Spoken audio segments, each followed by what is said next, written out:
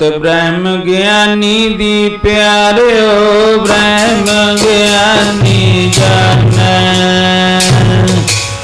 ब्रह्म ज्ञानी दी जी ब्रह्म ज्ञानी जाने गत ब्रह्म ज्ञानी दी प्यारियो ब्रह्म ज्ञानी जाने गत ब्रह्म ज्ञानी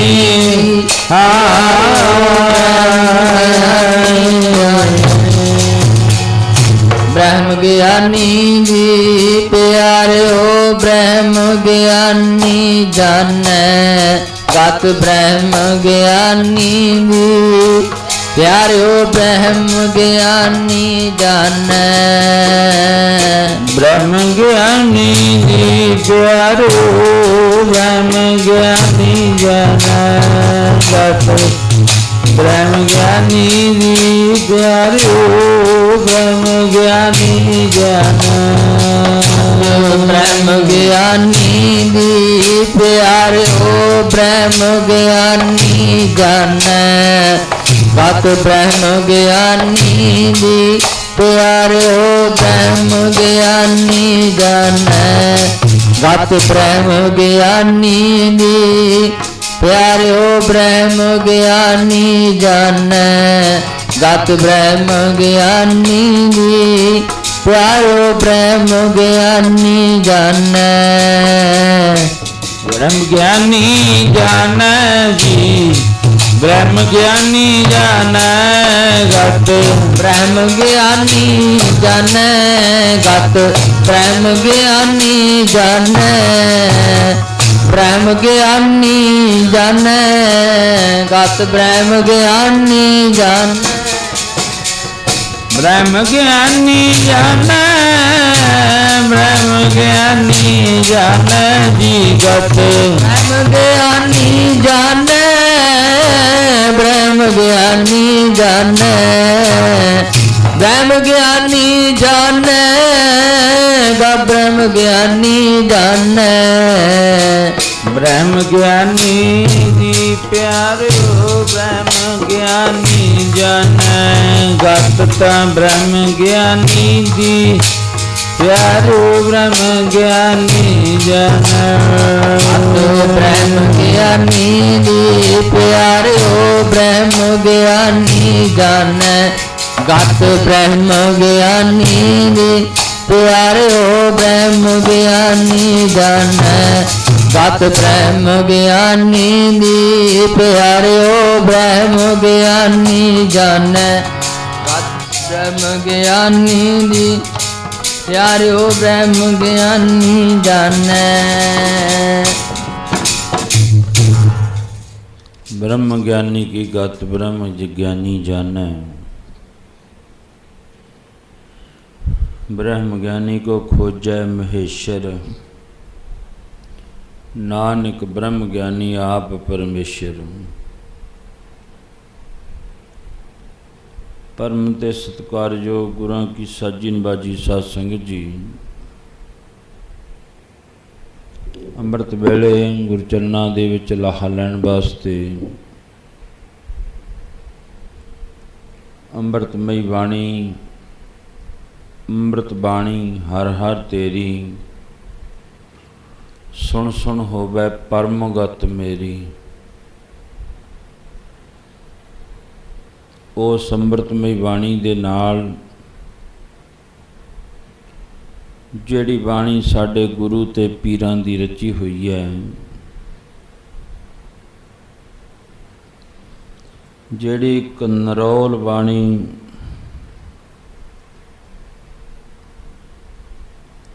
ਕਿਸੇ ਵੀ ਧਰਮ ਦਾ ਜਾਂ ਕਿਸੇ ਮਜ਼ਹਬ ਦਾ ਜਾਂ ਕਿਸੇ ਜਾਤ ਦਾ ਕੋਈ ਵਿਤਕਰਾ ਨਹੀਂ ਕਰਦੀ ਹੈ ਹਰ ਇੱਕ ਧਰਮਾਂ ਦਾ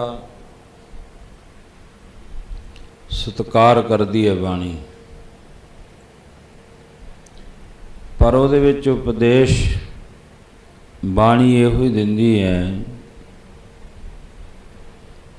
ਜੇ ਤੂੰ ਹਿੰਦੂ ਹੈ ਤਾਂ ਆਪਣੇ ਧਰਮ ਦੇ ਵਿੱਚ ਪੱਕਾ ਰਹਿ ਇਹ ਨਹੀਂ ਕਿਤੇ ਵੀ ਲਿਖਿਆ ਹੋਇਆ ਬਾਣੀ ਦੇ ਵਿੱਚ ਵੀ ਹਿੰਦੂ ਧਰਮ ਛੱਡ ਕੇ ਤੂੰ ਇੱਧਰਲੇ ਪਾਸੇ ਆ ਜਾ। ਨਹੀਂ, ਜੇ ਤੂੰ ਹਿੰਦੂ ਹੈ ਤਾਂ ਆਪਣੇ ਧਰਮ ਦੇ ਵਿੱਚ ਪਰਪੱਕ ਹੋ ਜਾ।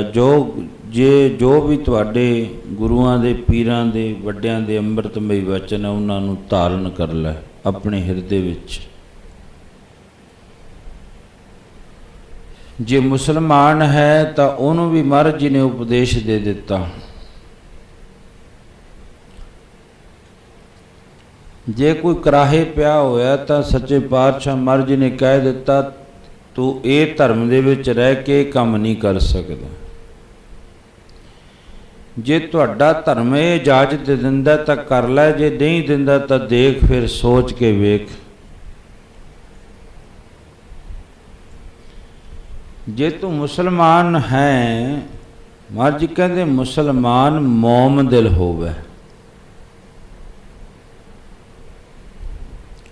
ਅੱਗੇ ਫਿਰ ਮਹਾਰਾਜ ਜੀ ਤਾੜਨਾ ਵੀ ਕਰਦੇ ਨੇ, ਤੂੰ ਸਿੱਖ ਧਰਮ ਕੰਨੀ ਜਿਹੜੀ ਝਾਤੀ ਮਾਰ ਕੇ ਦੇਖ, ਜੇ 5 ਬਾਣੀਆਂ ਗੁਰਸਿੱਖ ਦੀਆਂ ਨੇ ਤਾਂ 5 ਨਵਾਜ਼ਾਂ ਉਸ ਮੁਸਲਮਾਨ ਵੀਰ ਦੀਆਂ ਵੀ ਹੈ। 5 ਨਵਾਜ਼ਾਂ, ਵਕਤ 5, ਪੰਜੇ ਪੰਜਾ ਨਾਉ।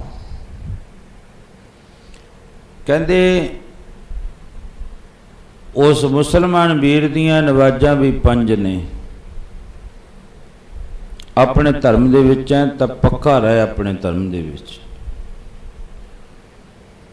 ਬੜੇ ਐਸੇ ਮੁਸਲਮਾਨ ਵੀਰ ਸੀ ਜਿਨ੍ਹਾਂ ਦਾ ਗੁਰੂ ਜੀ ਦੇ ਨਾਲ ਅਥਾਹ ਪਿਆਰ ਵੀ ਰਿਹਾ, ਉਹਨਾਂ ਨੇ ਪਿਆਰ ਦਿਖਾਇਆ ਹੈ।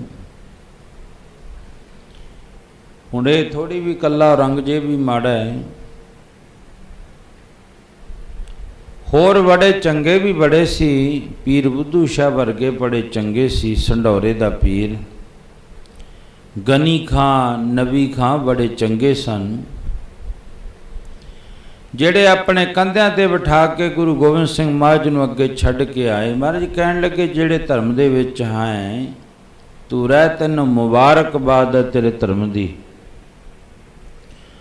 ਪਰ ਆਪਣੇ ਧਰਮ ਦੇ ਅਸੂਲਾਂ ਉੱਤੇ ਚੱਲ, ਫੇਰ ਤੂੰ ਅਸਲੀ ਧਰਮ ਦੇ ਵਿੱਚ ਰਹਿਣ ਦੇ ਯੋਗ ਹੈ। ਜੇ ਤੂੰ ਧਰਮ ਵਿੱਚ ਰਹਿ ਕੇ ਵੀ ਆਪਣੇ ਅਸੂਲਾਂ ਉੱਤੇ ਨਹੀਂ ਚੱਲਦਾ, ਭਾਵੇਂ ਕੋਈ ਵੀ ਧਰਮ ਹੈ, ਹਿੰਦੂ ਧਰਮ ਹੈ, ਮੁਸਲਮਾਨ ਧਰਮ ਹੈ, ਸਿੱਖ ਧਰਮ ਹੈ, ਈਸਾਈ ਹੈ, ਜੈਨੀ ਹੈ, ਬੋਧੀ ਹੈ, ਆਰਸੀ, ਪਾਰਸੀ, ਜਿਤਨੇ ਵੀ ਧਰਮ ਨੇ, ਮਹਾਰਾਜ ਜੀ ਕਹਿੰਦੇ ਉਹਨਾਂ ਧਰਮਾਂ ਦੇ ਵਿੱਚ ਰਹਿ ਕੇ ਤੂੰ ਧਰਮ ਦੇ ਅਸੂਲ ਨਹੀਂ ਗ੍ਰਹਿਣ ਕਰੇ, ਫਿਰ ਗੁਰੂ ਸਾਹਿਬ ਥੋੜਾ ਜਿਹਾ ਕਠਿਨ ਸ਼ਬਦ ਵਰਤਦੇ ਨੇ, ਕਹਿੰਦੇ ਫਿਰ ਤੂੰ ਇੱਕ ਡੰਗਰ ਤੇ ਪਸ਼ੂ ਹੈ। ਤੇਰੇ 2 ਹੀ ਚੀਜ਼ਾਂ ਦੀ ਘਾਟ ਰੱਖ ਦਿੱਤੀ ਪਰਮਾਤਮਾ ਨੇ, ਬਾਕੀ ਕੋਈ ਕਸਰ ਨਹੀਂ ਛੱਡੀ ਹੈ।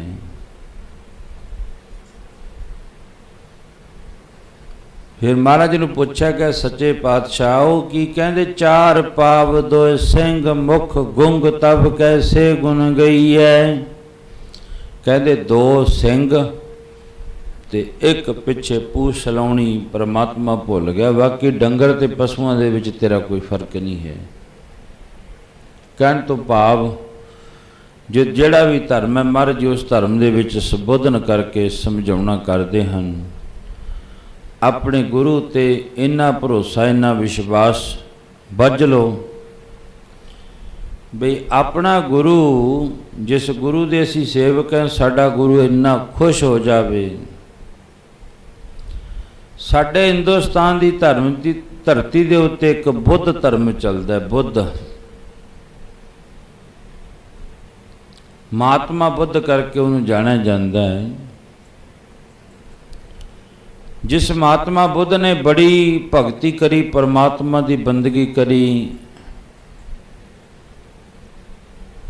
ਇੰਨੀ ਕੁ ਬੰਦਗੀ ਕਰੀ, ਇੱਕ ਚੌਲ ਦਾ ਦਾਣਾ ਅੱਗੇ ਰੱਖ ਲਿਆ ਤੇ ਇੱਕ ਕਟੋਰਾ ਪਾਣੀ ਦਾ ਭਰ ਕੇ ਅੱਗੇ ਰੱਖ ਲਿਆ। ਬਸ ਉਸ ਚੌਲ ਦੇ ਦਾਣੇ ਕੰਨੀ ਵੇਖ ਲੈਂਦੇ ਨੇ, ਕਟੋਰੇ ਪਾਣੀ ਦੇ ਕੰਨੀ ਵੇਖ ਲੈਂਦੇ ਨੇ, ਮੈਂ ਛਕ ਲਿਆ, ਢਿੱਡ ਭਰ ਗਿਆ। ਬਸ ਦੇਖੋ ਕਿੱਡਾ ਵੱਡਾ ਸਬਰ ਹੈ।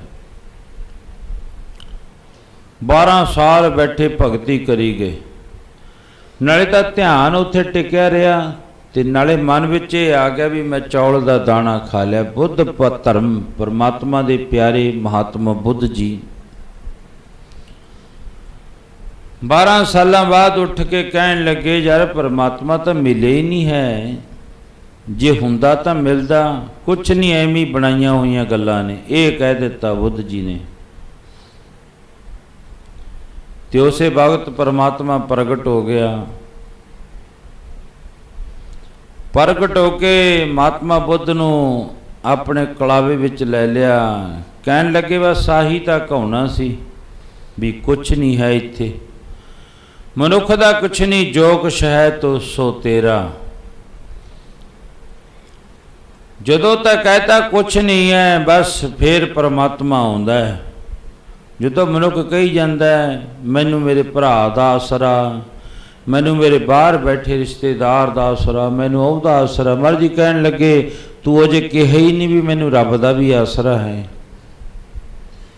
ਜਿੱਦੇ ਕਹਿ ਦਿੱਤਾ ਉਹਦੇ ਫਿਰ ਸਦਾ ਅੰਗ ਸੰਗੇ ਭੰਗੰ ਬੇਭੂਤੇ। ਭਗਤੀ ਕਰਕੇ ਕਰਦਿਆਂ ਕਰਦਿਆਂ ਉਹਨਾਂ ਦਾ ਇੱਕ ਸੇਵਕ ਸੀ, ਬੁੱਧ ਧਰਮ ਬੁੱਧ ਮਹਾਤਮਾ ਬੁੱਧ ਦਾ ਇੱਕ ਸੇਵਕ ਸੀ, ਚੇਲਾ ਸੀ, ਜਿਹੜਾ ਬੜਾ ਉਹਨਾਂ ਦੇ ਉੱਤੇ ਸ਼ਰਧਾ ਤੇ ਵਿਸ਼ਵਾਸ ਰੱਖਦਾ ਹੈ। ਰਾਜਾ ਬੜਾ ਵੱਡਾ ਰਾਜਾ, ਧਨ ਪਦਾਰਥ ਬੜਾ ਉਹਦੇ ਕੋਲੇ, ਤੇ ਮਹਾਤਮਾ ਬੁੱਧ ਦੇ ਬੜਾ ਨੇੜੇ ਹੈ।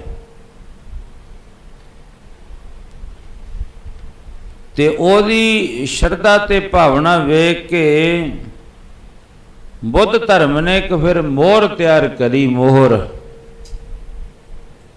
ਉਹ ਕਿਹੜੀ ਮੋਹਰ? ਜੋ ਅੱਜ ਹਰ ਇੱਕ ਮਨੁੱਖ ਕੋਲੇ, ਭਾਵੇਂ ਕੋਈ ਗਰੀਬ ਹੈ ਭਾਵੇਂ ਅਮੀਰ ਹੈ, ਉਹਦੀ ਜੇਬ ਵਿੱਚ ਪੈਸੇ ਨੇ। ਕਿਸੇ ਕੋਲੇ 10, 100, 50, 200, 1000, ਕਿਸੇ ਕੋਲੇ ਇੱਕ ਠੋਲੂ ਦਾ, 2 ਦਾ, 5 ਦਾ ਉਹ ਨੋਟ ਹੈ, ਪੈਸੇ ਹੈ। ਉਹਦੇ ਉੱਤੇ ਇੱਕ 3 ਸ਼ੇਰਾਂ ਦੀ ਫੋਟੋ ਲੱਗੀ ਹੋਈ ਹੈ। ਉਹ ਮਹਾਤਮਾ ਬੁੱਧ ਨੇ ਉਹਨਾਂ ਦਾ ਸੇਵਕ ਜਿਹੜਾ ਚੇਲਾ ਸੀ ਨਾ, ਜਿਹੜਾ ਬਾਦਸ਼ਾਹ ਸੀ, ਉਸ ਰਾਜੇ ਦੇ ਨਾਂ ਦੇ ਉੱਤੇ, ਕੀ ਨਾਂ ਹੈ ਉਸ ਰਾਜੇ ਦਾ? ਅਸ਼ੋਕ ਬਾਦਸ਼ਾਹ ਹੈ।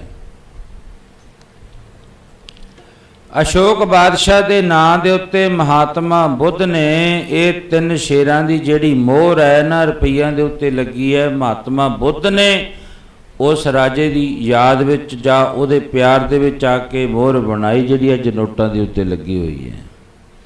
ਇੰਨਾ ਜ਼ਿਆਦਾ ਕਹਿਣ ਤੋਂ ਭਾਵ ਮਹਾਤਮਾ ਬੁੱਧ ਨੇ ਉਸ ਅਸ਼ੋਕ ਬਾਦਸ਼ਾਹ ਦੇ ਨਾਲ ਪਿਆਰ ਕਰਿਆ, ਤੇ ਉਹਨੇ ਵੀ ਫਿਰ ਤਨ ਮਨ ਉਸ ਮਹਾਤਮਾ ਬੁੱਧ ਤੋਂ ਵਾਰ ਦਿੱਤਾ। ਆਪਣਾ ਘਰ ਘਾਟ ਰਾਜ ਭਾਗ ਵੇਚ ਕੇ ਗਿਆ, ਜਿੱਥੇ ਅੱਜ ਮਹਾਤਮਾ ਬੁੱਧ ਦਾ ਸਭ ਤੋਂ ਵੱਡਾ ਮੰਦਰ ਹੈ ਨਾ, ਗਿਆ ਉੱਥੇ ਜਾ ਕੇ ਆਪਣਾ ਘਰ-ਬਾਰ ਵਸਾ ਲਿਆ, ਆਪਣੀ ਪ੍ਰਜਾ ਨੂੰ ਸਮੇਤ ਸਭ ਕੁਝ ਲੈ ਗਿਆ ਉੱਥੇ ਜਾ ਕੇ। ਫਿਰ ਮਹਾਤਮਾ ਬੁੱਧ ਦੇ ਚਰਨਾਂ ਦੇ ਵਿੱਚ ਸਾਰੀ ਜ਼ਿੰਦਗੀ ਲਾ ਦਿੱਤੀ। ਤੇ ਇਹ ਜਿਹੜੀ ਅੱਜ ਆ ਨੋਟ ਦੇ ਉੱਤੇ 3 ਸ਼ੇਰਾਂ ਦੀ ਇੱਕ ਮੋਹਰ ਲੱਗੀ ਹੈ ਫੋਟੋ, ਜਿਹਨੂੰ ਗਵਰਨਲ ਦੀ ਮੋਹਰ ਵੀ ਕਿਹਾ ਜਾਂਦਾ ਹੈ, ਪਰ ਇਹ ਬਣਾਈ ਮਹਾਤਮਾ ਬੁੱਧ ਨੇ ਅਸ਼ੋਕ ਬਾਦਸ਼ਾਹ ਦੇ ਪ੍ਰੇਮ ਦੇ ਵਿੱਚ ਆ ਕੇ। ਕਹਿਣ ਤੋਂ ਭਾਵ ਸਤਿਗੁਰੂ ਜੀ ਕਹਿੰਦੇ ਜੇ ਪ੍ਰੇਮ ਕਰਨਾ ਆਪਣੇ ਗੁਰੂ ਦੇ ਨਾਲ ਸੱਚਾ ਕਰੋ, ਪਰ ਅਸੀਂ ਗੁਰੂ ਨੂੰ ਉਲਾਂਭਾ ਦੇਣ ਲੱਗ ਜਾਂਦੇ ਹਾਂ। ਆਪਣੇ ਗੁਰੂ ਨੂੰ ਜੇ ਕੋਈ ਕਾਰਜ ਨਾ ਹੋਇਆ ਤਾਂ ਉਲਾਂਭਾ ਦੇ ਦਿੱਤਾ, ਸਾਡਾ ਕੰਮ ਨਹੀਂ ਹੋਇਆ, ਸਾਡਾ ਕੰਮ ਨਹੀਂ ਹੋਇਆ। ਡਾਕਟਰ ਅੰਬੇਦਕਰ ਉਹ ਪਰਮਾਤਮਾ ਅੱਗੇ ਅਰਦਾਸ ਬੇਨਤੀ ਕਰਦੇ ਨੇ ਰੋਜ਼। ਕਹਿੰਦੇ ਜਦੋਂ ਅਰਦਾਸ ਬੇਨਤੀ ਕਰਦੇ ਨੇ ਸਵੇਰ ਤੋਂ ਲੈ ਕੇ ਸ਼ਾਮ ਤੱਕ ਆਪਾਂ ਵੀ ਮੰਗੀ ਜਾਂਦੇ ਦਾਤੇ ਤੋਂ। ਕਹਿੰਦੇ ਉਹਨਾਂ ਨੇ ਅਰਦਾਸ ਕਰਕੇ ਕਿਹਾ ਸੱਚੇ ਪਾਤਸ਼ਾਹ ਮੈਂ ਅਰਦਾਸਾਂ ਬਹੁਤ ਕਰਦਾ, ਮੰਗੀ ਜਾਂਦਾ, ਤੇਰੇ ਚਰਨਾਂ ਵਿੱਚ ਢੇਰ ਲਾ ਦਿੰਦਾ, ਇੰਨੀ ਵੱਡੀ ਲਿਸਟ ਬਣਾ ਦਿੰਦਾ, ਪਰ ਮੈਂ ਬੇਨਤੀ ਕਰਦਾ ਮੇਰੀ ਉਹ ਅਰਦਾਸ ਮਨਜ਼ੂਰ ਕਰ ਦੇ, ਉਹ ਮਨੋਕਾਮਨਾ ਪੂਰੀ ਕਰ ਦੇ ਜਿਹੜੀ ਤੈਨੂੰ ਚੰਗੀ ਲੱਗਦੀ ਹੈ। ਅਸੀਂ ਇਹ ਕਹਿੰਦੇ ਵੀ ਜਿਹੜੀ ਸਾਨੂੰ ਚੰਗੀ ਲੱਗੇ ਉਹ ਕਰ ਦੇਵੇ। महाराज कृपा कर दिओ जिहड़ी चीज़ तुहानू चंगी लगे, मेरी अरदास चंगी लगे तुहानू, वो अरदास मेरी पूरी कर दिओ। ते अरदास पूरी करदा परमात्मा जदों दिल तो हुंदी है। ते दिल तो कीती हुई अरदास रब दे चरणां विच प्रवान हो जाती है। अज धन बाबा बुढ़ा जी तख्तां ते बैठे, अज बजुर्ग हो गए, पर रोज अंमृत वेले का निजम है बाबा बुढ़ा जी का। अंमृत वेले इशनान करके 2 बजे बाबे बुढ़े की भीड़ तो तुर पैंदे ने, आके गुरु जी के दर्शन करते ने। ते गुरु जी के दर्शन करके, धन गुरु अर्जन देव महाराज के दर्शन करके, बाणी पढ़ के सुन के, कथा कीर्तन कर सुन के फिर वापस मुड़ जाते हैं। एक पठान आया गुरु जी के चरणों विच, जिहड़ा घोड़ियां दा सौदागर है, घोड़े बड़े ने उहदे कोले। उहने आके अर्ज करी, सच्चे पातशाह गुरु हरगोबिंद महाराज के चरणों विच भी आ जिहड़े मेरे कोले घोड़े ने, तुसी खरीद लो, तुहाडे कोले सूरमे बहुत ने। महाराज जी कहंदे कि घोड़े तां लै दे जा, पर धन पदार्थ तैनूं अजे ठहर के देवांगे असीं, चलो जिवें तुहाडी मौज है। महाराज ने 2 घोड़े खरीद ले, दस दिता भी इन्ना क धन बनदा। महाराज जी कहन लगे कोई नहीं, लै जिओ, थोड़े समय तक करो। 2 गेड़े लाए उन्हें, तीजा गेड़ा फिर लाया। तीजे गेड़े जदों आया, थोड़ा जिहा अपशब्द बोलिया गुरु घर नूं, अगे कौन बैठे है? बाबा बुढ़ा जी महाराज बैठे। ते गुरु जी ने आके कहन लग्या, मैनू पैसे मेरे जिहड़े बनदे आ वो दे दिओ, ते नहीं फिर मैनू लैणे आउंदे ने। महाराज कहन लगे कोई नहीं, दे दांगे, असीं मुकरदे नहीं भी तैनू देने नहीं पैसे, दे दांगे तेरे। वो कहन लगा मेरे पैसे दे दिओ, ते नहीं मैं तुहाडा जवाई बन के लै जूगा। ये उच्चा शब्द बोल बैठा महाराज नूं। बाबा बुढ़ा जी कहन लगे इन्ना उच्चा शब्द ना बोले, गुरु घर का सिद्धांत नहीं है, उच्चा बोलना बोलीए, करतारों डरिए, देख के बोलना चाहिए। कोई किसी ने भी कोई शब्द बोलना है, सच्चे पातशाह कहते हो वेख के बोलो। क्यों? पता ही नहीं हुंदा परमात्मा कदों किसी का बोल पूरा कर दे। जिवें विद्वान भी लिखते हैं, सियाणे लोग कहते 24 घंटे विच एक साडा बोल जिहड़ा वो सच्चा हुंदा है। ये किसी ने सुन लिया, किसी मनुख ने, वो कहन लग्या भी एक बोल 24 घंटिया विच एक मनुख का जिहड़ा पूरा हुंदा है। वो चलो जिहड़ा वो एक ग्रंथकर्ता जी भी लिखते ने, ते कहते उन्हें 7 ढेरियां बना लियां मिट्टी दियां, बैठ गया लग गया करन, सोना बन जे, सोना बन जे, सोना बन जे। कहंदा 24 घंटे च एक बोल तां मेरा सच्चा ही होऊगा ही होऊगा। मैं 24 घंटे लगातार बैठा ही करी जाऊँ, सोना बन जे, सोना बन जे, सोना बन जो। कही गया बख्ते कीर, उधरों 24 घंटे पूरे हो गए, एक अद्धा सैकेंड ही रहिंदा सी। वो कहंदा जे सोना नहीं बनता तो लोहे ही बन जे। 7 ढेरियां कहंदे लोहे दियां बन गई। भाव कहण तो चलो एक बचन मनुख का सच हुंदा है। बाबा बुढ़ा जी कहंदे वो इन्ना उच्चा शब्द ना बोल, तू कहना मैं जवाई बन के लै जू, ये नहीं पता गुरु हरगोबिंद महाराज जी तेरे जवाई बन जान, ध्यान रख। बस फिर ओदी उस मुसलमान की एक लड़की है जिसका नाम है कौला, है मुसलमान धर्म दे विच, पर वो रोज़ रोजाना एक पाठ श्री सुखमनी साहब का करती है। बीबी कौला भी कह, माता कौला भी कह, कई ने विद्वाना ने, चलो डड्डी राय दोनों नाल ही सहमत हो जाने आपां। वो एक पाठ सुखमनी साहब का कर दिया, ध्यान गुरु हरगोबिंद महाराज का धरिया होया है। सच्चे पातशाह तुहाडे चरणों दे विच तुहाडी बख्शिश कीती बाणी का एक पाठ मैं रोजाना श्री सुखमनी साहब का करदी हाँ। ते तार गुरु जी कोले पहुँच गई, गुरु हरगोबिंद महाराज जी कोले। ਸੱਚੇ ਪਾਤਸ਼ਾਹ ਕਿਰਪਾ ਕਰ ਦਿਓ, ਮੇਰਾ ਪਿਤਾ ਮੈਨੂੰ ਪਾਠ ਕਰਨ ਤੋਂ ਰੋਕਦਾ ਹੈ ਵੀ ਤੂੰ ਕਾਫਰ ਦੀ ਬਾਣੀ ਪੜ੍ਹਦੀ ਹੈ। ਮੇਰਾ ਪਿਤਾ ਕਹਿੰਦਾ ਉਹ ਕਾਫਰ ਹੈ। ਤੇ ਇਸ ਬਾਣੀ ਵਿੱਚ ਜਿਹੜੀ ਬਾਣੀ ਧੰਨ ਗੁਰੂ ਅਰਜਨ ਦੇਵ ਮਹਾਰਾਜ ਸੱਚੇ ਪਾਤਸ਼ਾਹ ਜੀ ਨੇ ਸੁਖਮਨੀ ਸਾਹਿਬ ਦੀ ਪਾਵਨ ਬਾਣੀ ਉਚਾਰੀ ਹੈ, ਜਿਸ ਪਾਠ ਕਰਨ ਦੇ ਨਾਲ 24 ਘੰਟਿਆਂ ਦੇ ਸਵਾਸ ਸਾਡੇ 24,000 ਸਵਾਸ ਸਫਲੇ ਹੋ ਜਾਂਦੇ ਨੇ। ਮਹਾਰਾਜ ਮੈਂ ਉਸ ਬਾਣੀ ਦਾ ਪਾਠ ਕਰਦੀ ਹਾਂ, ਪਰ ਮੇਰਾ ਪਿਤਾ ਰੋਕਦਾ ਤੇ ਕਿਰਪਾ ਕਰੋ ਮੈਨੂੰ ਆਪਣੇ ਚਰਨਾਂ ਦੇ ਵਿੱਚ ਹੀ ਸੇਵਾ ਬਖਸ਼ਿਸ਼ ਕਰ ਦਿਓ।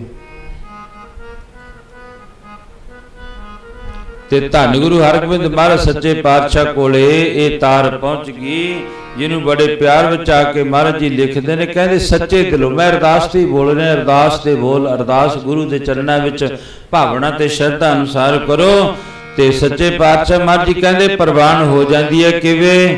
ਉਹਦੀ ਤਾਂ ਤਾਰ ਵੀ ਗੁਰਾਂ ਦੇ ਕੋਲੇ ਪਹੁੰਚਦੀ, ਸੱਚੇ ਦਿਲੋਂ ਜਾਗ ਜੋ ਕਰੇ।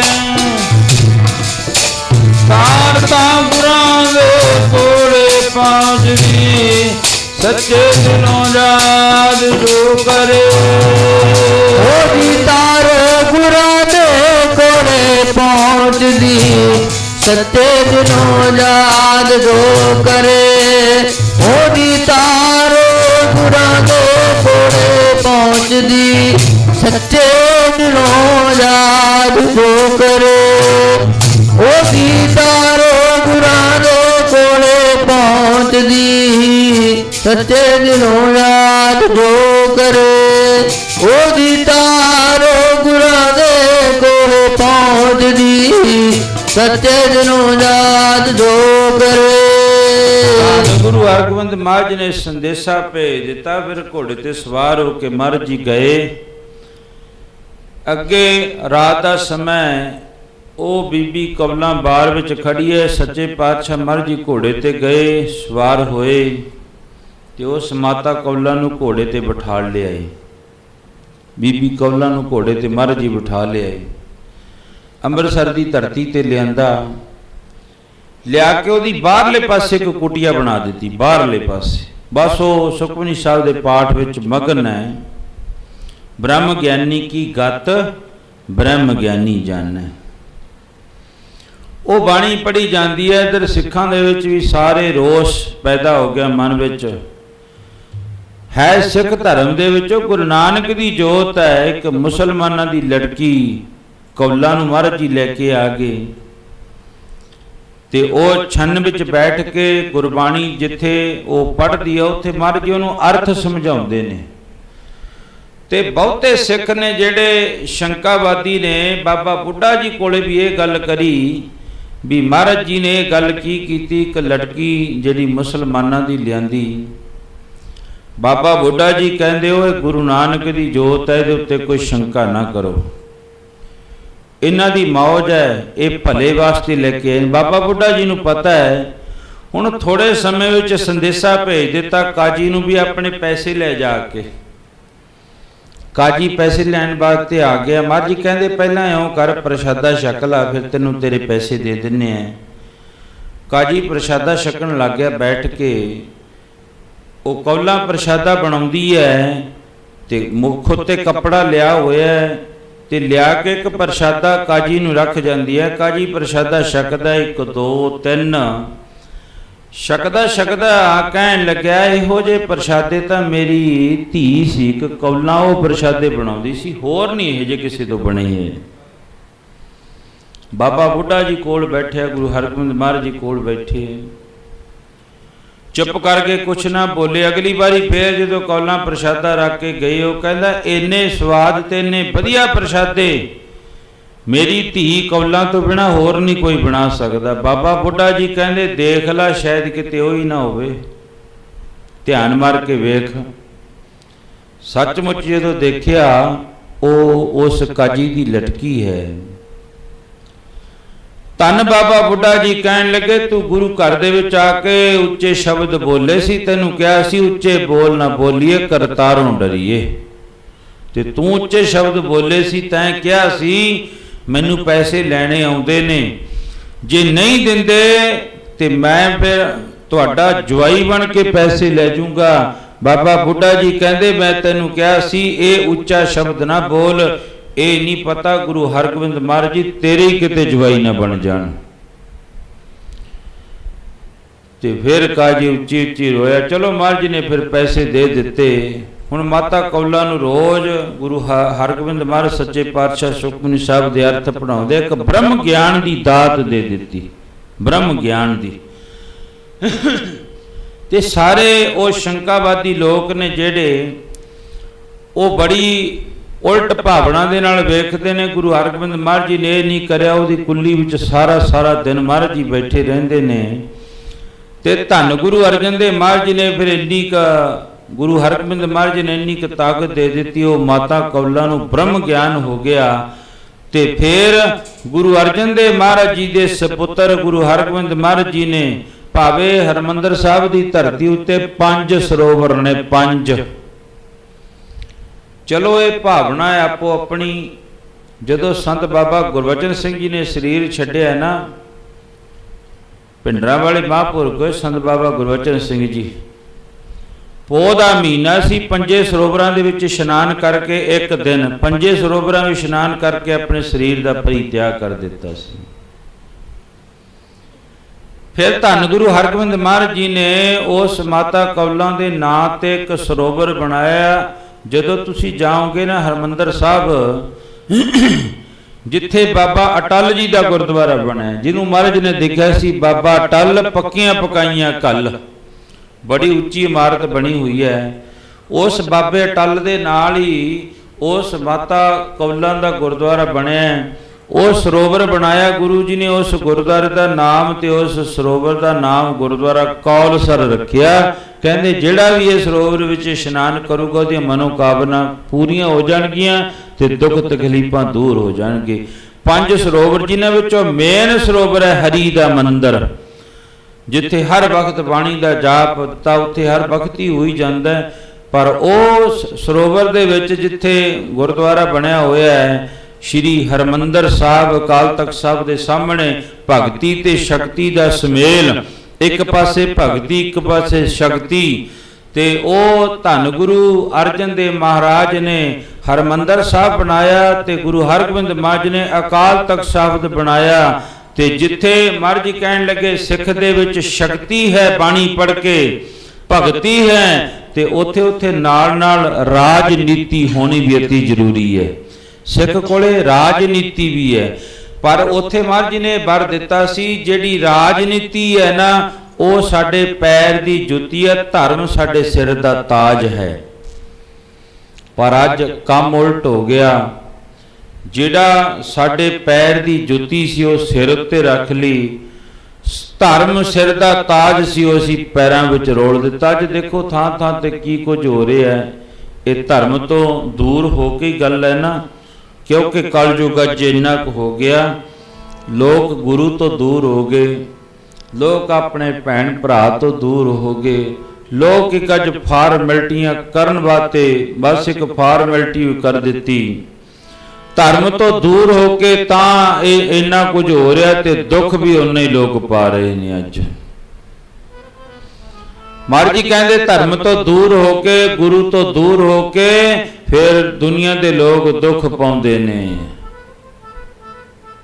ਸੱਚੇ ਪਾਤਸ਼ਾਹ ਦੇ ਪਿਆਰੇ ਰੱਬ ਦੇ ਫਕੀਰ ਕਹਿਣ ਲੱਗੇ ਰੱਬ ਨੂੰ ਲੋਕ ਭੁੱਲੇ ਕਿਵੇਂ ਨੇ। ਜੀ ਕਾਲ ਜੁਗ ਨੇ ਮਤ ਮਾਰੀ, ਦੁਨੀਆ ਧਰਮ ਛੱਡ ਗਈ।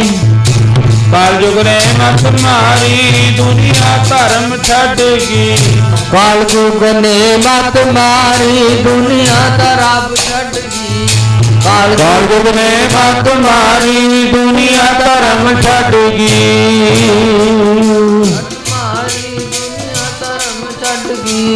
ਕਾਲ ਜੁਗ ਨੇ ਮਤ ਮਾਰੀ, ਦੁਨੀਆ ਧਰਮ ਛੱਡ ਗਈ। ਕਾਲ ਜੁਗ ਨੇ ਮਤ ਮਾਰੀ, ਦੁਨੀਆ ਤਾਂ ਰੱਬ ਭੁੱਲ ਗਈ। ਕਾਲ ਜੁਗ ਨੇ ਮਤ ਮਾਰੀ, ਦੁਨੀਆ ਧਰਮ ਭੁੱਲ ਗਈ। ਕਾਲ ਜੁਗ ਨੇ ਮਤ ਮਾਰੀ, ਦੁਨੀਆ ਧਰਮ ਭੁੱਲ ਗਈ। ਕਾਲ ਜੁਗ ਨੇ ਮਤ ਮਾਰੀ, ਦੁਨੀਆ ਧਰਮ ਭੁੱਲ ਗਈ। ਕਾਲ ਜੁਗ ਨੇ ਮਤ ਮਾਰੀ ਦੁਨੀਆ ਧਰਮ ਭੁੱਲ ਗਈ। ਕਾਲ ਜੁਗ ਨੇ ਮਤ ਮਾਰੀ ਦੁਨੀਆ ਧਰਮ ਭੁੱਲ ਗਈ। ਜਿਵੇਂ ਉਹ ਦ੍ਰੋਪਦੀ ਨੇ ਭਗਵਾਨ ਨੂੰ ਪੰਜਵੇਂ ਥਾਂ ਤੇ ਛੇਵੇਂ ਥਾਂ ਤੇ ਰੱਖਿਆ, ਅੱਜ ਮਾਫ ਕਰਿਓ ਅਸੀਂ ਗੁਰੂ ਨੂੰ ਛੇਵੇਂ ਥਾਂ ਤੇ ਵੀ ਨਹੀਂ ਰੱਖਦੇ। ਅੱਜ ਗੁਰੂ ਨੂੰ ਜਮਾ ਜ਼ੀਰੋ ਤੇ ਲੈ ਜਾਂਦੇ ਆ। ਘਰ ਵਿੱਚ ਸਭ ਕੁਝ ਹੁੰਦਾ ਹੈ, ਕਿਸੇ ਨੇ ਪਾਠ ਕਰਾਇਆ, ਕਿਸੇ ਨੇ ਵਿਆਹ ਸ਼ਾਦੀ ਕਰਾਈ, ਕਿਸੇ ਨੇ ਕੁਝ ਕਰਿਆ, ਘਰ ਵਿੱਚ ਖੁਸ਼ੀ ਦਾ ਸਮਾਗਮ ਹੋਇਆ। ਸੱਚੇ ਪਾਤਸ਼ਾਹ ਮਹਾਰਾਜ ਜੀ ਕਹਿੰਦੇ ਲੋਕਾਂ ਨੇ ਪਾਠ ਵੀ ਕਰਾ ਲਿਆ, ਘਰ ਦੇ ਵਿੱਚ ਸਭ ਕੁਝ ਕੀਤਾ, ਪਰ ਗੁਰੂ ਨੂੰ ਪਿੱਛੇ ਜਿਵੇਂ ਸਮਾਂ ਹੋ ਗਿਆ, ਦ੍ਰੋਪਦੀ ਦੇ ਚੀਰ ਲਾਹੀ ਜਾਂਦੇ ਆ। ਉਹ ਕਹਿੰਦੀ ਮੇਰੇ ਗੁਰੂ ਬੈਠੇ ਨੇ, ਇਹੋ ਜਿਹਾ ਕੰਮ ਮੇਰੇ ਨਾਲ ਕਿਵੇਂ ਹੋ ਜਾਊਗਾ। ਮੱਥੇ ਬਾਲ ਦ੍ਰੋਪਦੀ ਆਂਦੀ, ਕਹਿੰਦੇ ਮੱਥੇ ਤੇ ਨਹੀਂ ਕਿਸੇ ਦੇ ਬਾਲ ਹੁੰਦੇ, ਪਰ ਕੇਸਾਂ ਤੋਂ ਘੜੀਸ ਕੇ ਮੱਥੇ ਕਾਨੂੰਨ ਅਨੁਸਾਰ ਦ੍ਰੋਪਦੀ ਨੂੰ ਉਹ ਜਿਹੜਾ ਲਿਆਂਦਾ ਗਿਆ ਦਰਬਾਰ ਦੇ ਵਿੱਚ, ਤੇ ਆ ਕੇ ਫਿਰ ਉਹਦੇ ਕੱਪੜ ਕੋਟ ਸਾਰਿਆਂ ਥੱਕੇ ਦੂਤ ਨਾ ਪਾਰ ਵਸੰਦੀ। ਕਹਿੰਦੇ ਮੇਰੇ ਗੁਰੂ ਬੈਠੇ ਨੇ, ਉਹ ਵੀ ਨੀਵੀਂ ਪਾ ਗਏ। ਸਾਡੇ ਸਾਂਝੇ ਗੁਰੂ ਬੈਠੇ ਨੇ, ਉਹ ਵੀ ਨੀਵੀਂ ਪਾ ਗਏ। ਮੇਰੇ 5 ਪਤੀ ਬੈਠੇ ਨੇ। ਦ੍ਰੋਪਦੀ ਕਹਿੰਦੀ 5 ਪਤੀ ਜਿਨ੍ਹਾਂ ਤੋਂ ਕਮੇਰ ਪਰਬਤ ਵਰਗੇ ਵੀ ਡਰਦੇ ਨੇ, ਤੇ ਮੇਰੇ ਕੰਨੀ ਝੱਕ ਕੱਪੜੇ ਲਾਉਣ ਦੀ ਗੱਲ ਤਾਂ ਇੱਕ ਪਾਸੇ, ਕੋਈ ਝਾਕ ਵੀ ਨਹੀਂ ਸਕਦਾ, ਉਹ ਵੀ ਨੀਵੀਂ ਪਾ ਗਏ। ਜਦੋਂ ਸਾਰੇ ਪਾਸੇ ਹੱਕ ਜਿਹੜੇ ਉਹ ਹਾਰ ਗਈ ਨਾ, ਦ੍ਰੋਪਦੀ ਥੱਕ ਗਈ ਵੀ ਕੋਈ ਨਹੀਂ ਮੇਰੀ ਸਹਾਇਤਾ ਕਰਨ ਲੱਗਦਾ, ਤੇ ਫੇਰ ਕਿਤੇ ਜਾ ਕੇ ਗੁਰੂ ਨੂੰ ਆਪਣੇ ਭਗਵਾਨ ਕ੍ਰਿਸ਼ਨ ਨੂੰ ਯਾਦ ਕਰਿਆ। ਉਹ ਭਗਵਾਨ ਹੁਣ ਆ ਜਾ। ਫਿਰ ਭਗਵਾਨ ਕ੍ਰਿਸ਼ਨ ਜੀ ਆਏ। ਫਿਰ ਭਾਈ ਗੁਰਦਾਸ ਜੀ ਕਹਿੰਦੇ ਕੱਪੜ ਕੋਟ ਸਾਰਿਆਂ ਥੱਕੇ ਦੂਤ ਨ ਪਾਰ ਵਸਾਂਦੀ। ਚਲੋ ਦ੍ਰੋਪਦੀ ਨੇ ਇੰਨੇ ਕੁ ਸਮੇਂ ਵਿੱਚ ਤਾਂ ਆਪਣੇ ਗੁਰੂ ਨੂੰ ਯਾਦ ਕਰ ਲਿਆ, ਤੇ ਯਾਦ ਅਸੀਂ ਵੀ ਕਰਦੇ ਆਂ। ਵਿਆਹ ਸ਼ਾਦੀ ਰੱਖੀ ਹੈ ਸਾਡੇ ਘਰ ਦੇ ਵਿੱਚ, ਤੇ ਜਾਣ ਕੱਪੜੇ ਲੈਣ ਵਾਸਤੇ ਗਏ। ਚਲੋ ਮਾਫ ਕਰਿਓ ਪਿਆਰਿਓ, ਅੱਜ ਤਾਂ ਹੀ ਦੁਖੀ ਆ। ਜਾ ਕੇ ਉਹ ਜਿਹੜੇ ਵਿਆਹ ਦੇ ਵਿੱਚ ਅਸੀਂ ਕੱਪੜੇ ਲਏ, ਆ ਇਹਦਾ ਸੂਟ ਦੇ ਦਿਓ, ਆ ਇਹਦਾ ਦੇ ਦਿਓ, ਮਹਿੰਗੇ ਤੋਂ ਮਹਿੰਗੇ ਕੱਪੜੇ ਲਏ। ਜਦੋਂ ਵਾਪਸ ਮੁੜਨ ਲੱਗੇ ਕੱਪੜੇ ਲੈ ਕੇ, ਬੰਨ ਲਏ ਗੱਠ ਸਾਰੇ ਕੱਪੜਿਆਂ ਦੀ, ਤੇ ਫਿਰ ਉਹ ਘਰ ਵਾਲੀ ਬੀਬੀ ਕਹਿੰਦੀ ਹੈ ਪਾਠ ਰੱਖਿਆ ਹੋਇਆ ਹੈ, ਇੱਕ ਛੋਟਾ ਜਿਹਾ ਰਮਾਲਾ ਵੀ ਲੈ ਲਓ, ਕੋਈ ਰਮਾਲਾ ਦਿਖਾ ਦਿਓ। ਕਹਿੰਦੇ ਲੈ ਜਾਓ। ਕਿੰਨੇ ਕੁ ਦਾ? ਕੋਈ ਬਸ ਹੋਵੇ 30 35 40 ਰੁਪਈਆਂ ਦਾ ਰਮਾਲਾ, ਛੋਟਾ ਜਿਹਾ ਤਾਂ ਭੋਗ ਤੇ ਹੀ ਦੇਣਾ, ਗੁਰਦੁਆਰੇ ਤਾਂ ਬਥੇਰੇ ਪਏ ਨੇ। ਮਹਾਰਾਜ ਜੀ ਕਹਿਣ ਲੱਗੇ ਪਏ ਬਹੁਤ ਨੇ, ਪਰ ਸਿੱਖਾ ਗੱਲ ਤੇਰੀ ਭਾਵਨਾ ਦੀ ਹੈ, ਵੀ ਤੇਰੀ ਭਾਵਨਾ ਕਿੰਨੀ ਕੈ। ਇੱਕ ਪਾਸੇ ਰਾਜੇ ਰਣਜੀਤ ਸਿੰਘ ਨੂੰ ਬੜੀ ਚੰਦਨ ਦੀ ਸੁੰਦਰ ਜਿਹੜੀ ਉਹ ਚਾਨਣੀ ਬੰਨ ਦਿੱਤੀ। ਉਹ ਕਹਿੰਦਾ ਖੋਲ ਕੇ ਗੁਰੂ ਰਾਮਦਾਸ ਮਹਾਰਾਜ ਦੇ ਚਰਨਾਂ ਵਿੱਚ ਦਿਆਓ, ਤੇ ਦੂਸਰੇ ਪਾਸੇ ਸਿੱਖ ਕਹਿੰਦਾ ਇੱਕ ਛੋਟਾ ਜਿਹਾ ਰਮਾਲਾ ਦੇ ਦਿਓ। ਬੜੇ ਅਸੀਂ ਦੇਖਿਆ ਪਿਆਰੇ ਭੋਗ ਤੇ ਜਾਂਦੇ ਆ, ਪਾਠ ਕਰਦੇ ਆ, ਤੇ ਉਹ ਨਾ 2.5 ਮੀਟਰ ਦਾ ਜਿਹੜਾ ਚਲੋ ਛੋਟਾ ਜਿਹਾ ਰਮਾਲਾ ਹੁੰਦਾ ਹੈ।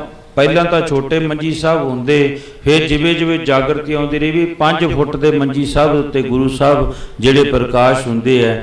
ਛੋਟੇ ਮੰਜੀ ਸਾਹਿਬ ਤੇ ਮਹਾਰਾਜ ਦਾ ਸਰੂਪ ਰੱਖਿਆ ਹੁੰਦਾ। ਜੇ ਇਧਰੋਂ ਰਮਾਲਾ ਪਾ ਕੇ ਇਧਰ ਨੂੰ ਖਿੱਚਦੇ ਤਾਂ ਅਗਲੇ ਪਾਸੇ ਮਹਾਰਾਜ ਦਾ ਉਹ ਜਿਹੜਾ ਨੰਗਾ ਹੋ ਜਾਂਦਾ, ਜੇ ਉਧਰੋਂ ਖਿੱਚਦੇ ਤਾਂ ਉਧਰੋਂ ਹੋ ਜਾਂਦਾ। ਸੱਚੇ ਪਾਤਸ਼ਾਹ ਕਹਿੰਦੇ ਸਿੱਖਾ ਜਿਹੋ ਜੀ ਤੇਰੀ ਭਾਵਨਾ ਹੈ, ਤੇ ਉਹੀ ਜੀ ਤੇਰੀ ਮਨ ਦੀ ਮੁਰਾਦ ਪੂਰੀ ਹੋ ਜਾਊਗੀ। ਪਰ ਮਹਾਂਪੁਰਖ ਸੰਤ ਬਾਬਾ ਨਰਾਇਣ ਸਿੰਘ ਮੋਨੀ ਜੀ ਕਹਿੰਦੇ ਹੁੰਦੇ ਘੱਟ ਤੋਂ ਘੱਟ 5 ਫੁੱਟ ਦਾ 5 ਮੀਟਰ ਦਾ ਰਮਾਲਾ ਹੋਵੇ, ਜਿਹੜਾ ਗੁਰੂ ਦਾ ਸਾਰਾ ਉਹ ਤਨ ਹੈ ਜਿਹੜਾ ਉਹ ਢੱਕਿਆ ਜਾਵੇ। ਇਹ ਭਾਵਨਾ ਹੈ। ਜਦੋਂ ਸਿੱਖ ਦੇ ਅੰਦਰੋਂ ਭਾਵਨਾ ਹੀ ਖਤਮ ਹੋਊਗੀ, ਉਹ ਚਲੋ ਕੋਈ ਨਹੀਂ ਯਾਰੇ ਤਾਂ ਪਾਠ ਕਰਾਉਣਾ ਹੀ ਸੀ, ਚਲੋ ਅੜਿਆ ਥੋੜਿਆ ਕੰਮ ਹੈ, ਸੁਖਮਨੀ ਸਾਹਿਬ ਦਾ ਪਾਠ ਹੀ ਕਰਾ ਕੇ ਕਿਹੜਾ ਆਪਣਾ ਕੰਮ ਕਰ ਦਿਓ। ਮਹਾਰਾਜ ਜੀ ਕਹਿੰਦੇ ਸਿੱਖਾ ਮੇਰੇ ਕੰਨਿਓ ਘਾਟ ਨਹੀਂ ਰਹੀ, ਘਾਟ ਤੇਰੇ ਕੰਨਿਓ ਰਹੀ ਹੈ। ਤੂੰ ਦੁਨੀਆ ਦੇ ਮਗਰ ਲੱਗ ਕੇ ਤੂੰ ਕਹਿਤਾ ਵੀ ਚੱਲ ਕੋਈ ਨਹੀਂ, ਇੱਕ ਫਾਰਮੈਲਿਟੀ ਕਰਨੀ ਪਊਗੀ, ਜੇ ਪਾਠ ਨਾ ਕਰਾਇਆ ਬਜ਼ੁਰਗ ਦਾ ਮਾਤਾ ਦਾ ਦੁਨੀਆ ਦੇ ਲੋਕ ਕਹਿਣਗੇ ਲੈ ਇਹਨਾਂ ਨੇ ਪਾਠ ਹੀ ਨਹੀਂ ਕਰਾਇਆ। ਮਹਾਰਾਜ ਜੀ ਕਹਿਣ ਲੱਗੇ ਇਹ ਤਾਂ ਇੱਕ ਵੇਖਾ ਵੇਖੀ ਦਾ ਹੋ ਗਿਆ, ਪਰ ਜੇ ਪ੍ਰੇਮ ਦੀ ਗੱਲ ਹੈ ਉਹ ਦੂਰ ਹੋ ਗਈ। ਪ੍ਰੇਮ ਕਰਿਆ, ਚਲੋ 6ਵੇਂ ਦਰਜੇ ਤੇ ਜਾ ਕੇ ਭਾਵੇਂ ਪ੍ਰੇਮ ਕਰਿਆ। ਦ੍ਰੋਪਦੀ ਨੇ ਕਹਿ ਦਿੱਤਾ ਭਗਵਾਨ ਬਈ ਇਹ ਤਾਂ ਸਾਰੇ ਮੁਖ ਮੋੜ ਗਏ, ਹੁਣ ਦੱਸ ਫਿਰ ਕੀ ਹੋਣਾ ਚਾਹੀਦਾ ਹੈ। ਭਗਵਾਨ ਕਹਿਣ ਲੱਗੇ ਸ਼ੁਕਰ ਹੈ ਜੇ ਤੂੰ ਮੈਨੂੰ ਅਗਰ ਪਹਿਲਾਂ ਕਿਤੇ ਯਾਦ ਕਰ ਲੈਂਦੀ, ਮੈਂ ਉਹਦੀ ਆ ਜਾਂਦਾ, ਤੈਨੂੰ ਇੱਥੋਂ ਤੱਕ ਮੈਂ ਆਉਣ ਵੀ ਨਹੀਂ ਦੇਣਾ ਸੀ। ਕਦੋਂ ਆਇਆ? ਜਦੋਂ ਦ੍ਰੋਪਦੀ ਨੇ ਗੱਲ ਕਹਿ ਦਿੱਤੀ, ਉਹ ਤੈਨੂੰ ਤਾਂ ਕ੍ਰਿਸ਼ਨ ਕਿਸੇ ਨੇ ਨਹੀਂ ਕਹਿਣਾ, ਜੇ ਅੱਜ ਮੇਰੇ ਚੀਰ ਲੱਥ ਗਏ, ਤੈਨੂੰ ਕ੍ਰਿਸ਼ਨ ਕਿਸੇ ਨੇ ਨਹੀਂ ਕਹਿਣਾ, ਜੇ ਅੱਜ ਮੇਰੇ ਚੀਰ ਲੱਥ ਗਏ, ਤੈਨੂੰ ਕ੍ਰਿਸ਼ਨ ਕਿਸੇ ਨੇ ਨਹੀਂ ਕਹਿਣਾ, ਜੇ ਅੱਜ ਮੇਰੇ ਚੀਰ ਲੱਥ ਗਏ, ਤੈਨੂੰ ਕ੍ਰਿਸ਼ਨ ਕਿਸੇ ਨੇ ਨਹੀਂ ਕਹਿਣਾ, ਜੇ ਅੱਜ ਮੇਰੇ ਚੀਰ ਲੱਥ ਗਏ, ਕ੍ਰਿਸ਼ਨ ਕਿਸੇ ਨੇ ਨਹੀਂ ਕਹਿਣਾ, ਜੇ ਅੱਜ ਮੇਰੇ ਚੀਰ ਲੱਥ ਗਏ, ਤੈਨੂੰ ਕ੍ਰਿਸ਼ਨ ਕਿਸੇ ਨੇ ਨਹੀਂ ਕਹਿਣਾ, ਜੇ ਅੱਜ ਮੇਰੇ ਚੀਰ ਲੱਥ ਗਏ। ਮਹਾਰਾਜ ਜੀ ਕਹਿੰਦੇ ਪ੍ਰਮਾਤਮਾ ਆਉਂਦਾ ਹੈ, ਪਰ ਅਸੀਂ ਯਾਦ ਉਦੋਂ ਕਰਦੇ ਹਾਂ ਜਦੋਂ ਸਭ ਕੁਝ ਬੀਤ ਜਾਵੇ। ਡਾਕਟਰਾਂ ਨੇ ਕਹਿਤਾ ਲੈ ਜਾਓ ਘਰੇ ਸੇਵਾ ਕਰ ਲਓ, ਸਾਰੇ ਪਾਸੇ ਤੋਂ ਜਵਾਬ ਮਿਲ ਗਿਆ। ਫਿਰ ਕਹਿੰਦੇ ਆ ਚਲੋ ਐਂ ਕਰੋ, ਫਿਰ ਚਲੋ ਗੁਰਦੁਆਰੇ ਅਰਦਾਸ ਕਰਾ ਕੇ ਦੇਖ ਲਓ ਜੇ ਕੰਮ ਬਣ ਜਾਵੇ। ਪਰ ਅਗਰ ਜਿਵੇਂ ਕਹਿ ਲਓ ਉਦਾਹਰਨ ਤੌਰ ਤੇ ਆਪਾਂ ਛੋਟੇ ਦਰਜੇ ਤੇ ਲਾ ਲਓ, ਸਾਡੇ ਪਿੰਡ ਦਾ ਇੱਕ ਸਰਪੰਚ ਹੈ, ਉਹਦੇ ਨਾਲ 5-6 ਮੈਂਬਰ ਹੁੰਦੇ ਨੇ, ਸ਼ਾਇਦ ਪਤਾ ਨਹੀਂ 5 ਹੁੰਦੇ ਨੇ। ਇੱਕ ਸਰਪੰਚ ਹੈ ਹਾਰਿਆ ਹੋਇਆ, ਉਹਨੂੰ ਸਾਬਕਾ ਕਹਿ ਦਿੰਦੇ ਨੇ, ਤੇ ਉਹਦੇ ਨਾਲ ਵੀ 5-4 ਮੈਂਬਰ ਹੁੰਦੇ ਨੇ। ਸਾਨੂੰ ਉਹਨੂੰ ਕੋਈ ਕੰਮ ਪੈ ਗਿਆ ਤੇ ਉਹ ਸਾਡੇ ਘਰਦਿਆਂ ਨੇ ਸਾਰਿਆਂ ਨੇ ਕਿਹਾ ਐਂ ਕਰ, ਅੱਜ ਮੌਜੂਦਾ ਸਰਪੰਚ ਹੈ, ਮਾੜਾ ਜਿਹਾ ਉਹਨੂੰ ਫੋਨ ਕਰ ਲਾ। ਜਾਂ ਉਹਦੇ ਕੋਲੇ ਜਾਇਆ, ਉਹ ਕਹਿਣ ਲੱਗਾ ਚਲੋ ਕੋਈ ਨਹੀਂ ਜਾਇਆ ਉਹਨੇ। ਉਹ ਪਹਿਲਾਂ ਜਿਹੜਾ ਹਾਰਿਆ ਉਹ ਸਰਪੰਚ ਉਹਦੇ ਕੋਲੇ ਗਿਆ, ਯਾਰ ਮੇਰਾ ਕੰਮ ਅੜ ਗਿਆ ਇੱਕ, ਜੇ ਤੂੰ ਕਰਾ ਦੇ। ਉਹ ਕਹਿਣ ਲੱਗਿਆ ਪਹਿਲਾਂ ਪਾਵਰ ਸੀ ਮੇਰੇ ਕੋਲੇ, ਹੁਣ ਦੂਜੇ ਸਰਪੰਚ ਕੋਲੇ ਚਲੀ ਗਈ। ਉਹ ਜਿਹੜੇ ਹਾਰੇ ਹੋਏ ਮੈਂਬਰ ਉਹਨਾਂ ਕੋਲੇ ਚਲਿਆ ਗਿਆ, ਮੇਰਾ ਭਰਾਵੋ ਕੰਮ ਕਰਾ ਦਿਓ, ਕੰਮ ਬਹੁਤ ਅੜ ਗਿਆ। ਉਹ ਕਹਿਣ ਲੱਗੇ ਨਹੀਂ ਵੀ ਸਾਡੇ ਕੋਲ ਨਹੀਂ ਹੈ। ਉਹ ਜਿਹੜਾ ਜਿੱਤਿਆ ਹੋਇਆ ਸਰਪੰਚ ਉਹਨੂੰ ਪਤਾ ਲੱਗ ਗਿਆ ਵੀ ਪਹਿਲਾਂ ਉਹ ਪੁਰਾਣੇ ਸਰਪੰਚ ਕੋਲੇ ਗਿਆ, ਪੁਰਾਣੇ ਮੈਂਬਰਾਂ ਕੋਲੇ ਗਿਆ, ਫਿਰ ਜਿੱਤੇ ਹੋਏ ਮੈਂਬਰਾਂ ਕੋਲੇ ਚਲਿਆ ਗਿਆ।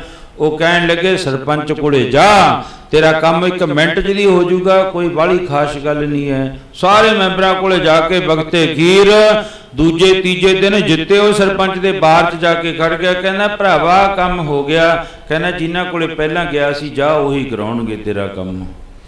ਤੈਨੂੰ ਜਦੋਂ ਪਤਾ ਹੈ ਵੀ ਮੇਰੇ ਕੋਲੇ ਪਾਵਰ ਹੈ ਸਾਰੀ, ਮੈਂ ਤੇਰਾ ਇੱਥੋਂ ਬੈਠੇ ਹੀ ਕਰਾ ਸਕਦਾ ਤੇ ਉਹਦਾ ਵੀ ਫਿਰ ਪੈਰ ਭਾਰੀ ਹੋ ਜਾਂਦਾ ਹੈ। ਮਹਾਰਾਜ ਜੀ ਕਹਿਣ ਲੱਗੇ ਅੱਜ ਦਾ ਮਨੁੱਖ ਵੀ ਇਹੀ ਹੈ ਕਿ ਤੇ ਕਿਸੇ ਮਨੁੱਖ ਦਾ ਸਹਾਰਾ ਤੱਕਦਾ ਹੈ। ਤੂੰ ਮਾੜਾ ਜਿਹਾ ਫੋਨ ਕਰ ਦੇ, ਮੇਰਾ ਕੰਮ ਹੋ ਜਾਊਗਾ, ਤੂੰ ਕਰ ਦੇ। ਫਿਰ ਡਾਕਟਰਾਂ ਕੋਲੇ ਜਾ ਕੇ ਜਦੋਂ ਐਨ ਬਾਤ ਲੱਗ ਜਾਂਦੀ ਹੈ ਤੇ ਫਿਰ ਬਗਤੇ ਖੀਰ ਆ ਕੇ ਕਹਿੰਦੇ ਨੇ ਆਹ ਗੁਰਦੁਆਰੇ ਅਰਦਾਸ ਕਰਾ ਦਿਓ, ਜਾਂ ਇਤਿਹਾਸਕ ਗੁਰਦੁਆਰਾ ਢਿੱਲਮਾ ਉੱਥੇ ਕਰਾ ਦਿਓ, ਜਾਂ ਇਤਿਹਾਸਕ ਸਥਾਨ ਹੈ ਪਿੰਡ ਦਰਾਜ ਬਾਬੇ ਗੁਰਦਿੱਤੇ ਦਾ, ਉੱਥੇ ਅਰਦਾਸ ਕਰਾ ਦਿਓ, ਉਹ ਕੋਈ ਨਾ ਕੋਈ ਫਾਇਦਾ ਹੋ ਜੇ। ਮਹਾਰਾਜ ਜੀ ਕਹਿੰਦੇ ਹੁਣ ਤਾਂ ਸਮਾਂ ਬੀਤ ਗਿਆ।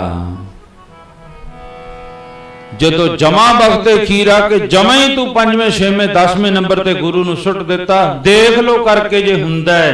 ਮਹਾਰਾਜ ਜੀ ਕਹਿੰਦੇ ਫਿਰ ਦੇਖ ਹੀ ਲੈ ਹੁਣ ਤੂੰ। ਫਿਰ ਕੀ ਕਹਦੇ ਨਦਰ ਪੱਠੀ ਜੇ ਕਰੇ ਸੁਲਤਾਨਾ ਕਹੋ, ਕਰਾਏਂਦਾ ਦਰਮੰਗਣ ਪਿਖਣਾ ਪਾਏਂਦਾ। ਅੱਜ ਸਾਡਾ ਇਹੋ ਹੀ ਕੰਮ ਹੋਇਆ ਹੋਇਆ। ਮਾਫ ਕਰਿਓ, ਤੁਸੀਂ ਧਿਆਨ ਮਾਰ ਕੇ ਵੇਖਿਓ, ਮੈਨੂੰ ਕਹਿਣ ਦੀ ਲੋੜ ਨਾ ਪਵੇ ਵੀ ਅੱਜ ਅਸੀਂ ਕਿੰਨਾ ਕੁ ਗੁਰੂ ਨੂੰ ਅੱਗੇ ਰੱਖਦੇ ਆਂ। ਹਰ ਇੱਕ ਕੰਮ ਵਿੱਚ ਗੁਰੂ ਨੂੰ ਪਿੱਛੇ ਰੱਖਦੇ, ਹਰ ਇੱਕ ਕੰਮ ਵਿੱਚ। ਕੋਈ ਬੁੜਾ ਮਰ ਗਿਆ ਬਈ ਚਲੋ ਦੇਖ, ਚਲੋ ਸੁਖਮਨੀ ਸਾਹਿਬ ਹੀ ਪੜਾ ਲਓ, ਕੋਈ ਗੱਲ ਨਹੀਂ, ਕਿੱਡੀ ਕੁ ਗੱਲ ਹੈ, ਪਾਠ ਹੀ ਕਰਾਉਣਾ, ਘੰਟਾ ਪਾਠ ਹੋ ਜਾਊਗਾ, ਰਿਸ਼ਤੇਦਾਰ ਆ ਜਾਣਗੇ। ਪਰ ਗਈ ਨਾ ਮਰਜ਼ਾਦਾ ਘਟ ਗਈ, 8 ਦਿਨਾਂ ਦੀ ਸਾਰੀ ਮਰਜ਼ਾਦਾ ਘਟ ਗਈ। ਗੁਰੂ ਤੋਂ ਦੂਰ ਹੋ ਗਏ। 1 ਘੰਟਾ 2 ਘੰਟੇ ਲੱਗਦੇ ਨੇ ਪਾਠ ਦੇ, ਸੁਖਮਨੀ ਸਾਹਿਬ ਦੇ। ਉਹਦੇ ਵਿੱਚ ਵੀ ਦੇਖਦੇ ਨੇ ਕਦੋਂ ਗ੍ਰੰਥੀ ਕਹੇ ਬਈ ਉਹ ਜਿਹੜੀਆਂ ਆਖਰੀ ਪੰਕਤੀਆਂ ਨੇ ਤੇ ਉਦੋਂ ਜਾ ਕੇ ਅਸੀਂ ਬੈਠਾਂਗੇ। ਜਾ ਕੇ ਜਦੋਂ ਗ੍ਰੰਥੀ ਕਹੇ ਆਨੰਦ ਸੁਣੋ ਬੜ ਭਾਗੀਓ, ਤੇ ਕਈ ਉਦੋਂ ਆਉਂਦੇ ਨੇ, ਕਈ ਫਿਰ ਜਦੋਂ ਕਹਿੰਦੇ ਗ੍ਰੰਥੀ ਅਰਦਾਸ ਕਰਨ ਲੱਗਦਾ ਉਦੋਂ, ਤੇ ਫਿਰ ਜੰਮੇ ਹੀ ਜਿਹੜੇ ਮੇਰੇ ਵਰਗੇ ਰਹੇ ਕੋਈ ਜਾਂਦੇ ਆ, ਉਹ ਕਹਿੰਦੇ ਹੁਣ ਦੇਗ ਵਰਤਣ ਲੱਗੀ, ਭੋਗ ਤਾਂ ਸ਼ਾਇਦ ਪੈ ਗਿਆ, ਹੁਣ ਚਲੋ ਜਾ ਕੇ ਮੱਥਾ ਟੇਕ ਲੈਣੇ। ਇੰਨੇ ਕਿ ਅਸੀਂ ਗੁਰੂ ਤੋਂ ਦੂਰ ਹੋ ਗਏ ਤੇ ਸੁੱਖ ਕਿੱਥੋਂ ਭਾਲਦੇ ਆ? ਜੇ ਸੁੱਖ ਲੈਣੇ ਆ ਤੇ ਫਿਰ ਗੁਰੂ ਦੇ ਚਰਨਾਂ ਦੇ ਜਾ ਕੇ ਗੁਰੂ ਦੀ ਗੱਲ ਮੰਨਣੀ ਪਊਗੀ। ਰਾਮ ਕਲੀਮਾ ਲਾਤੀ ਚਰਨ ਦੀ ਓੰਕਾਰ ਸਤਿਗੁਰ ਪ੍ਰਸਾਦ। आनंद पाया मेरी माए सतगुरु मैं पाया, पुरता पाया सहसे ती मन वधियां वधाइयां, राग तन परिवार पनिया सब तो गावने आईयां, गावो हरि जेड़ा मन जनी वसाया, कह नानक नंद सतगुरु मैं पाया, सदा रोवना दे नालो तुम मन मेरे दुख सब विसारना, अंगीकारो करे तेरा कार्य सब सवारना, जय नानक मन मेरे सदा रोना दे, अड्डे सहवा क्या नहीं करते रे, बता दे रहा सब कुछ है जिस देवे को पावे, सब भुला तेरी नाम मन विसावे, नाम जिनके मन वसा भाग्य सब कनेरे, जय नानक तो सब क्या नहीं करते रखता, मारो सात नाम दा मेरा जन भूखा सब बुराइयां, सुख मने विषय की इच्छा सब बुझाइयां, भगवान गीता गुरु बेटो दिया बढ़ाइयां, कहना सुनो संतो सब करो प्यारो सता, मेरा दारो आगे पंच सवत कर दो पागो सब तुम्हारे कलादित करता रिया, जिनके काल कंठ मारिया, पाया पूजन को से नाम मर के लगे, आदित करे बाते लगी हो सोल मनोर पूरे, बाल में प्रपाया उतरे सगल सूरे, उगरो चिंता पुत्रे सुनी सती पानी, साधन पे दर्दे पूरे गुरते जानी, अपनी कते सतगुरु अबर पूरे, लागे बाजे अनाद पूरे, अपना गुसन लागे बाजे अनाद पूरे, बोलो वाहिगुरु जी का खालसा वाहिगुरु जी की फतेह, वाहिगुरु जी का खालसा वाहिगुरु जी की फतेह। तुझे आग